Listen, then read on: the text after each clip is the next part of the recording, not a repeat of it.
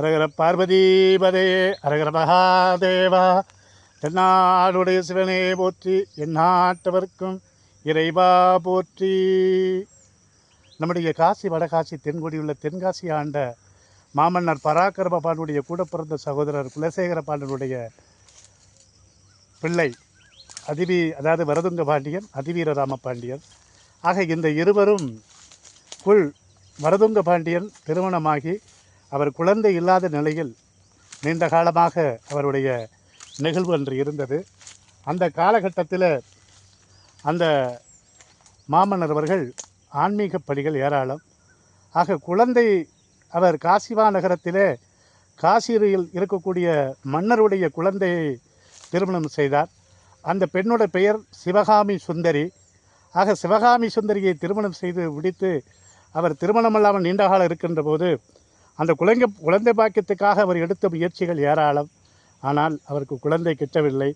ஆக அதை நினைத்து வருந்தி பால்வனநாதரிடத்தில் அவர் முறையிட்ட காலங்கள் ஏராளம்.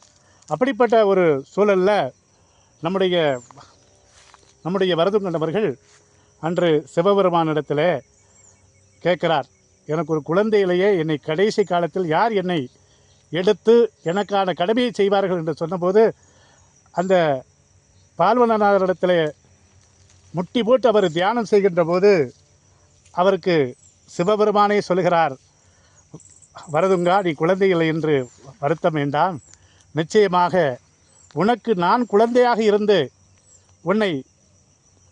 உனக்கான கடமையை செய்வன் என்று சிவபெருமான் ஆணையிடுகிறார்.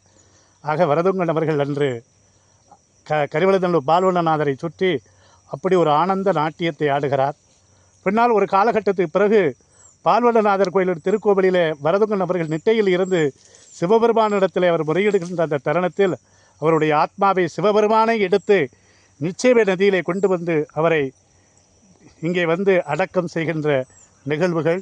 அதனுடைய நினைவாக அந்த அடக்கம் செய்கின்ற அந்த தருணத்திலே அவருடைய மனைவி சிவகாமி அம்பாள் தன்னுடைய கணவருடைய அந்த இடத்திலே நின்று கொண்டு சொல்கிறாள், என் கணவர் கட்டிய பால்வனநாத திருக்கோயில், இக்கோவிலில் யார் ஒருவர் திருப்பணி தொடர்ந்து புண்ணியமான காரியங்களை செய்கிறார்களோ அவர்களுடைய குடும்பங்கள் அனைத்தும் வாழ்வாங்கு வாழும். ஆனால் என் கணவர் விட்டு சென்ற பணிகளையும் இந்த கோயிலுடைய சொத்துக்கள் பற்றி நிலவலங்கள் யார் ஒருவர் அபகரிக்கிறார்களோ அவர்களுக்கான தண்டனையும் கிடைக்கும் என்று சொல்லி அவர் அந்த இடத்திலே தன்னுடைய கணவர் அந்த அடக்கமாக அந்த நிகழ்வில் என்ன செய்கிறார், உடன்கட்டை ஏறுகிறார் சிவகாமி அம்பாள். ஆக மொத்தம் சிவபெருமானே இங்கே நிச்சய நதியில் வரதுங்களை இங்கே ஜீவசமாதியாக்குகின்ற நிகழ்வுகள். இந்த நிகழ்ச்சி ஒவ்வொரு ஆண்டும் கரிவலதனூர் பால்வனநாதர் கோயிலில் இருந்து மாமன்னருடைய சிலையை எடுத்து பல்லாக்கிலே இங்கே வந்து அவருடைய சமாதியிலே ஒப்புதல் வாங்கி அங்கு பெரிய நிகழ்வுகளெல்லாம் தொடர்ந்து நம்முடைய ஆலயத்திலே நடைபெற்றிருக்கிறது. அதற்கான அரசாணையும் இருந்திருக்கிறது, அதற்கான பட்டோலையும் இருந்திருக்கிறது. அது தொடர்ந்து நடத்தப்பட்டிருக்கிறது. கிட்டத்தட்ட ஒரு 30-40 ஆண்டுகளுக்கு முன்னால் இந்த நிகழ்ச்சிகளெல்லாம் பின்னாலே தடைபெற்றிருக்கிறது.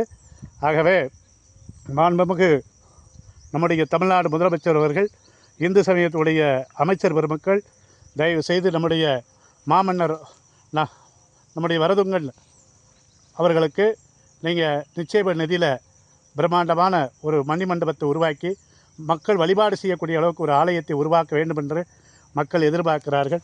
மேலும் பால்வனநாதர் கோயிலிருந்து ஒவ்வொரு ஆண்டு நடைபெறக்கூடிய அந்த நம்முடைய மாமன்னரிடத்தில் அனுமதி பெறக்கூடிய ஒப்புதல் பெறக்கூடிய விழாவை அங்கிருந்து யானை போன்ற பல்வேறு பரிவாரங்களுடன் இங்கே அந்த நிகழ்ச்சி நடைபெற்றிருக்கிறது.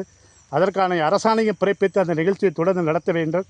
ஆகவே நம்முடைய தமிழ் மன்னர்கள் கட்டிய திருக்கோயில் திருப்பணி அன்னதான அறக்கட்டளை சார்பில் இந்த மாமன்னர் வரதுங்கனுடைய ஜீவ சமாதியை மிக விரைவாக துப்புரவு பணி செய்து மிக விரைவாக அவருக்கு ஒரு சிவலிங்க பிரதிஷ்டை செய்து அவருக்கான ஒரு நிழற்கொடை அமைத்து அவரை வழிபாடு செய்யக்கூடிய அளவுக்கு உலகம் இருக்கக்கூடிய அனைத்து பக்தர்களுடைய அடியார் பெருமக்கள் அனைவரும் இங்கே நாங்கள் அழைக்க போகிறோம்.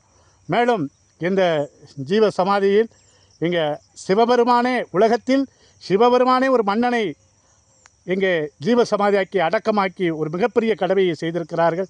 ஆகவே அனைத்து பக்தகுடி மகாஜனங்களும் சித்தர்வழியில் கூடிய அனைத்து மக்களுக்கு வருகை தந்து மன்னரை தரிசனம் செய்திட, சிவபெருமானை தரிசனம் செய்திட வாருங்கள் வாருங்கள், உங்களுடைய திருப்பணியும் கைங்கரியத்தையும் இங்கே சிறப்பாக செய்திட தமிழ் மன்னர்கள் கட்டிய திருக்கோயில் திருப்பணி அன்னதான அறக்கட்டளை செல்ல உங்கள் அனைவரையும் வரவேற்கிறோம். வாருங்கள் வாருங்கள் வாருங்கள்.